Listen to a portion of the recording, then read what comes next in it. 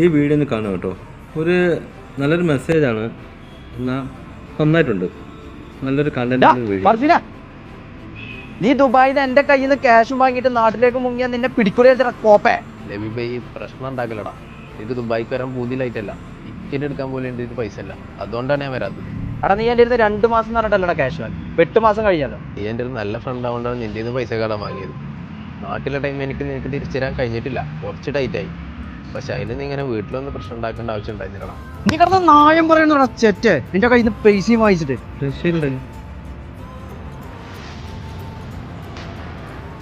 Bro പെങ്ങളാണ്. എന്താടാ, എന്താ പ്രശ്നം? പെങ്ങളാണല്ലേ? അതെ, ഞങ്ങൾ ദുബായിൽ ഒരുമിച്ചുണ്ടായ ഫ്രണ്ട്സ് ആണേ. ഒരു ദിവസം എന്നോടൊന്നും പറയാതെ ഒരു നാട്ടിൽ ഒറ്റ മുങ്ങല്. അപ്പൊ ഓരന്വേഷിച്ച് വന്നതാണ്. എന്നാ പെങ്ങളെ ഞാൻ പോട്ടെ, ജസ്റ്റ് വന്നൊന്ന് കാണാനായിട്ട് വന്നതാണ്. എന്നാ കേറി ചായ കുടിച്ചിട്ട് പോവേ. ചായ ഒന്നും വേണ്ട, നോക്കിയാ മച്ചാ. എന്നാ ഇടക്കൊക്കെ വിളിക്കേ കേട്ടോ. അന്റെ ദുബായിത്തെ ഫ്രണ്ട്സാ? അവനെ കുത്തിരി പിടിച്ച എന്റെ പൈസ വാങ്ങിക്കും. ഒരു മനുഷ്യനെ സംബന്ധിച്ചിടത്തോളം അവന്റെ ആത്മാഭിമാനമാണ് ഏറ്റവും വലുത്. അത് അവന്റെ കുടുംബക്കാരെ മുന്നിൽ മരിച്ചു കീറി ഓട്ടെ. പൈസ അല്ലേ, അത് നാളെ ഒഞ്ഞി തരികയാണെങ്കിൽ തരട്ടെ.